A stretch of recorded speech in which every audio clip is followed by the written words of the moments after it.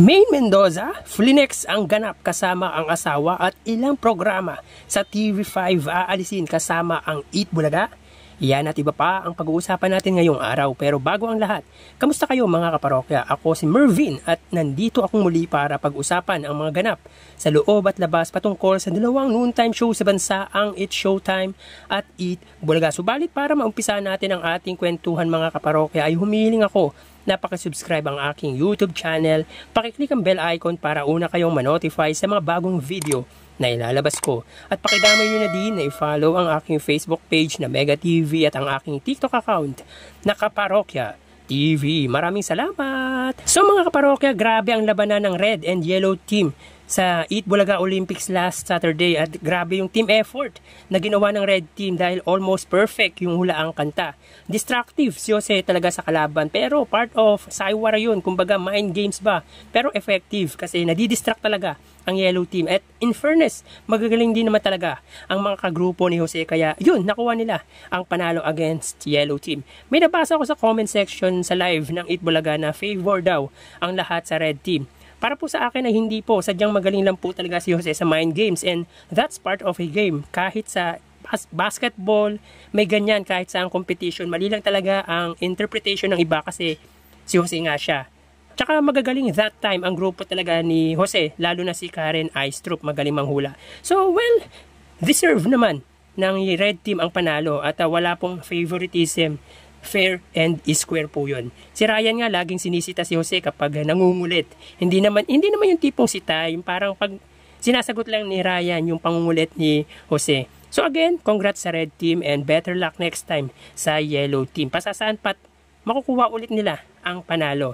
Anyways, si Maine Mendoza, Flinex ang ganap kasama ang asawang si Congressman Arjo Atayde. So alam naman natin medyo matagal nang wala si Maine sa Eat Bulaga to celebrate the first wedding anniversary with her husband. Last po yun mga parokya, July 28. Actually wala nga sa 45th anniversary ng Eat Bulaga si Maine kaya marami ang nalungkot lalo na ang mga supporters ni Maine Mendoza at ng Eat Bulaga. Pero syempre, nag-post naman siya sa kanyang official Facebook page para batiin ang nasabing noontime show. At saka naintindihan naman yun ng mga fans ng longest running noontime show. Pero ito, Flinex ni Maine Mendoza ang ganap kasama ang asawang si Quezon City 1st District Congressman Arjo Atayde. So makikita dito, magandang tanawin mula sa bansang Greece. Opo, nasa Europe po nagse-celebrate ang mag-asawa na sinasabi ng ilan ay hiwalay na di umano. So yan po ang patunay na false po ang rumor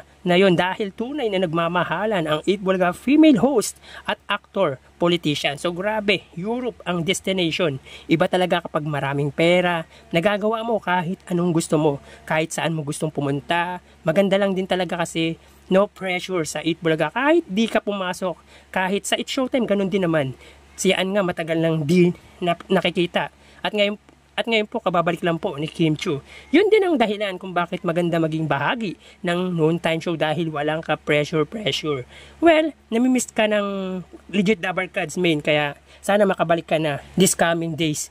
Samantala mga kaparokya, bago natin ipagpatuloy ang ating kwentuhan ay humiling ako na pakisubscribe ang aking YouTube channel, pakiclick ang bell icon para una kayong manotify sa mga bagong video na ilalabas ko at pakidamay nyo na din na i-follow ang aking Facebook page na Mega TV at ang aking TikTok account na Kaparokya TV. Maraming salamat! So yun nga mga parokya, tape defender umatake na naman against sa Eat Bulaga. So upon checking sa official Facebook page ng tape defender na ito ay may post ito patungkol sa ilang programa ng TV5 kung saan aalisin di umano. So basahin natin mga kaparokya. Cut the losses. Yan ang sigaw at hiyaw ni Financier sa kanyang bakuran at tuloy na niya ang mga programang walang pakinabang sa kanya.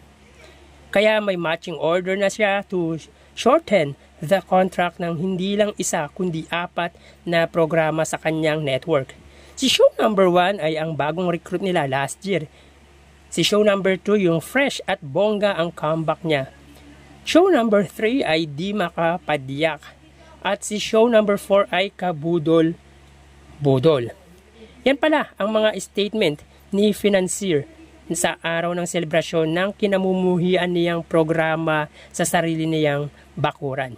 Tama ang hakbang niyang yan para maging healthy ang kanyang finances.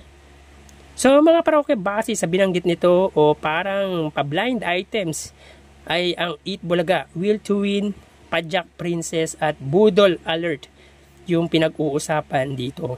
Well, kailangan maging relevant si Tape Defender sa issue niya para makonek sa Eat Bulaga kahit wala namang patunay. Yan yung nakakaasar sa Tape Defender mga kaparokya. Yan yung mga show na binabanggit nito ay pundasyon na sa TV5. Eat Bulaga sa noon time, Will to Win sa pre-prime time. Papayag ba ang financer na sinasabi nito na mawala ang haligi ng noon time show? Siyempre hindi yun. Parang sumuntok ka sa buwan, di ba? Nandyan na sa inyo yung longest running noontime show, sabay aalisin nyo pa. Kalokohan. Hindi ba't pinapirate nga ito noon ni Manny V. Pangilinan sa GMA para maging noontime show nila sa TV network niya para maging noontime show. Ito yung malupit dito sa sinabi ng Tape Defender na ito na selebrasyon ng kinamumuhian niyang programa sa sarili niyang bakuran. Bigla tuloy akong nababawan sa argument nito mga kaparokya. Kinamumuhian ang programang tumutulong sa masa, kaya I don't think na totoo mga write-ups nito or sadyang mapag-usapan lang siya kahit walang kalaman-laman ang issue. Well, mahirap humanap ng magandang show sa pananghalian, kaya wala na siyang hahanapin pa sa Eat Bulaga. Kayo mga kaparokya, anong masasabi nyo sa sinabi nitong Tape Defender na ito?